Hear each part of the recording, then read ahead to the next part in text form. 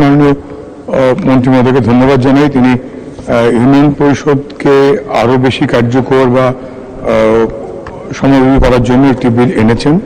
এটি সত্য, কিন্তু ইউনিয়ন পরিষদের বিষয়গুলো নিয়ে যেহেতু আমি আগেই বলেছি যে আমি নির্বাচনের আগে একেবারেই প্রত্যন্ত অঞ্চলে আমার উপজেলা পরিষদ ইউনিয়ন পরিষদের চেয়ারম্যানদের সাথে নিবিড় সম্পর্ক রেখেই কাজ করতে হয়।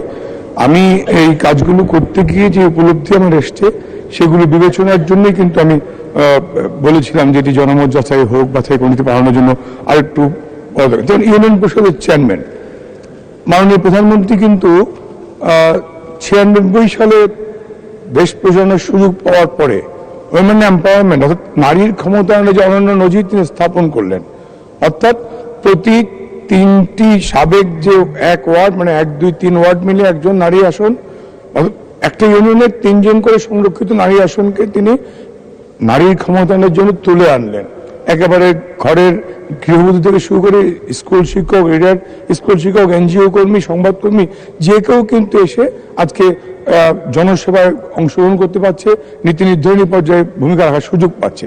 মাননীয় প্রধানমন্ত্রীর এই যে মহতী উদ্যোগ, নারীর ক্ষমতায়নের উদ্যোগ, যেটি পরবর্তী দিন উপজেলা পর্যায়ে অব্যাহত রেখেছেন, আজকে উপজেলায় নাই বা গেলাম, আমি বলতে চাচ্ছি যে এই জায়গাটাই এসে মাননীয় প্রধানমন্ত্রীর দেশ পরিচালনার জন্য, নারীর ক্ষমতায়নের জন্য, মানুষের প্রান্তিক জনগোষ্ঠীকে আরো বেশি শক্তিশালী করবার জন্য, গ্রামীণ অবকাঠামোকে শক্তিশালী করবার জন্য, উন্নত করার তার যে উদ্যোগ, সেই উদ্যোগের ক্ষেত্রে যে সমস্যাগুলো, যেমন একজন ইউনিয়ন চেয়ারম্যানের সম্মানই কত, ইউনিয়ন চেয়ারম্যানের সম্মান 10,000 টাকা, তার মধ্যে 4,500 টাকা সরকার থেকে দেওয়া হয়, 5,500 টাকা দিতে হয় ইউনিয়ন পরিষদের আয় থেকে। একজন ইউপি মেম্বারের সম্মানী 900 টাকা, অর্ধেক ইউনিয়ন পরিষদের আয় থেকে, অর্ধেক সরকার থেকে। আমাদের কেন্দ্রীয় যে কোনো সিদ্ধান্ত বাস্তবায়নে ডিসি হয়ে ইউনো বা ওসি কিন্তু ইউনিয়ন চেয়ারম্যানের সর্বশেষ একেবারে প্রান্তে যে মানুষটি কাজ করে তিনি হচ্ছেন চৌকিদার বা দফাদার। ওই চৌকিদার বা দফাদারের সম্মানী কত? আমরা সরকার থেকে দেই 6,500 টাকার মধ্যে, ওদের বেতন হচ্ছে 6,500 টাকা, তার মধ্যে আমরা দেই 50% আমরা দেই, 50% সরকার থেকে দেয়। আসলে কি 6,500 টাকায় এখন সংসার চলে?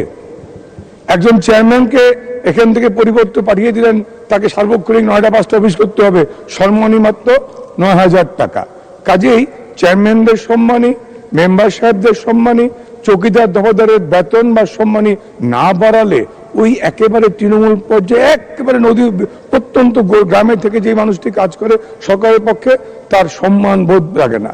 একটা চৌকিদারকে সাইকেল মাননীয় প্রধানমন্ত্রী দিয়েছেন, ভালো লেগেছে, কিন্তু ওর স্যান্ডেল পায়, সিরা স্যান্ডেল, জুতো নাই, খারাপ লাগে। আমি যখন মাননীয় প্রধানমন্ত্রীর পক্ষ থেকে চৌকিদারদের হাতে সাইকেল বিতরণ করি, ও যখন এসছে প্যান্টের বেল্ট নাই, রশি দিয়ে প্যান্ট বেঁধে এসছে, সিরা স্যান্ডেল, পন্স পরা। কাজেই ওদের জীবনমান উন্নয়নের জন্য আরো কিছু পদক্ষেপ নিতে হবে। মাননীয় প্রধানমন্ত্রী গত পার্লামেন্টে কিন্তু আমরা গ্রাম আদালত আইন পাশ করেছি, সেখানে 3 লক্ষ টাকা করে ক্ষমতা দেওয়া হয়েছে ইউনিয়ন পরিষদের হাতে, এটি সত্য। কিন্তু গ্রামে যে এই বিষয়টি সবচেয়ে বেশি আলোচ্য সেটি হচ্ছে পারিবারিক বন্টন মামলা, যে জন্য কোর্টে যাওয়া লাগে, সিভিল কোর্টে মামলা করতে হয়। একটু আর 2টা মিনিট সময় একটু বলি, মানে আর তো কেউ নেই বলার, আমি একটু বলি। কাজেই যেই জায়গার যেই কাজটা ইউনিয়ন চেয়ারম্যান সহজে করতে পারে, পারিবারিক বন্টন নামা, সেই ক্ষমতা কিন্তু 3 লক্ষ টাকার উপরে। কাজেই পারিবারিক জমি বন্টনের যে দায়িত্ব, এটাও কিন্তু ইউনিয়ন পরিষদের চেয়ারম্যানকে বা ওই গ্রাম আদালতে দেওয়া যেতে পারে। গ্রাম আদালত দেওয়ার পরে ইউনিয়ন চেয়ারম্যান মেম্বারদেরকে বিশেষ প্রশিক্ষণ দিতে হবে মাননীয় স্পিকার। তাদের প্রশিক্ষণ না দিলে কিন্তু তারা গ্রাম আদালত পরিচালনায় হোঁচট খাবে। আরেকটি বিষয় যে নজরে এসছে, যেহেতু 3 লক্ষ টাকা দিয়েছেন, আমাদের খরচ বেড়েছে, ইউনিয়ন পরিষদের চৌকিদারের বেতন, মানুষের চেয়ারম্যানের সম্মান ইউনিয়ন পরিষদে নিতে হয়, সেই ক্ষেত্রে ঘাট ইজারার যে বিষয়গুলো 2003 সালের যে নীতিমালা, তাতে 20,000 টাকার উপরে গেলে সেটি চলে যায় উপজেলা পরিষদে, 20,000 টাকার নিচে থাকলে থাকে ইউনিয়ন পরিষদে, একটু সময়। কাজেই সেই টাকাটা আজকের বাজার মূল্যের সাথে সামঞ্জস্য রেখে, শেষ করছি, বাজার মূল্যের সাথে সামঞ্জস্য রেখে এখানে ইউনিয়ন পরিষদের ক্ষমতাটা আরেকটু বাড়ানো যায় কিনা, কারণ 20,000 টাকায় তো হয় না, তাদের আয় না হলে চৌকিদার, দফাদার, চেয়ারম্যানের সম্মানী বেতন দেওয়া সম্ভব না। আর সর্বশেষ এলজিএসপি যেটি ছিল, লোকাল গভর্নমেন্ট স্ট্রেংথেনিং প্রকল্প, তারপরে এখন মন্ত্রণালয় থেকে উন্নয়ন সহায়তা তহবিল দেওয়া হয়। আমি এই জায়গাটা একটু জবাবদিহিতা কি আছে মাননীয় মন্ত্রী আমি জানি না, এলজিএসপিরও জবাবদিহিতা ছিল আমি জানি না, যেমন পৌরসভাগুলো জবাবদিহিতা নেই, আমি পৌরসভায় আজকে যাব না, শুধু ইউনিয়ন পরিষদের উন্নয়ন সহায়তা তহবিলটা, এখানে জবাবদিহিতা কে, পিডি কে, মনিটর কে করে সেটা দরকার।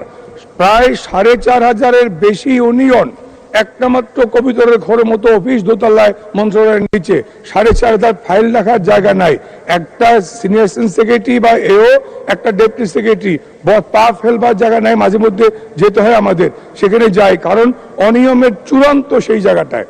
আপনি মাননীয় স্পিকার, আমি সময় নিয়ে একটু বলি, আমার মেহেন্দিগঞ্জ হিজলা একটা ইউনিয়ন আছে।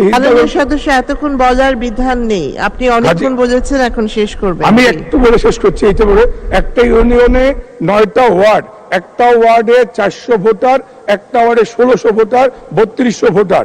এইটা অ্যাডজাস্টমেন্টের জন্য ইলেকশন কমিশনে একজন নারী প্রার্থী আবেদন করলেন, কারণ 7, 8, 9 ওয়ার্ডে 16,000 ভোট, আর বাকি 6টা ওয়ার্ডে 8,000 ভোট। ওই নারী প্রার্থীকে ভোট করতে হলে 16,000 ভোট ফেস করে ভোট করতে হয়।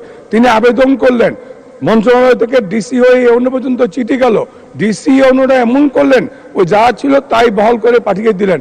এইখানেও কিন্তু ওই ইউনিয়ন পরিষদ সেকশন বা মন্ত্রণালয়ের মন্ত্রী সচিবদের আরেকটু যদি নজরদারি না থাকে, তাহলে কিন্তু ন্যায় বিচার প্রতিষ্ঠা হবে না। এই যে দুর্নীতি করে একটা নারী আসনে 7, 8, 9, 16,000 ভোট, আর বাকি 6 ওয়ার্ডে 8,000 ভোট, এটি হয় না। এই কারণে ওই যে স্তরে স্তরে দুর্নীতি, এটি বন্ধের জন্য মাননীয় মন্ত্রীর কাছে আমি আবেদন জানাই। মাননীয় স্পিকার, আপনাকে ধন্যবাদ।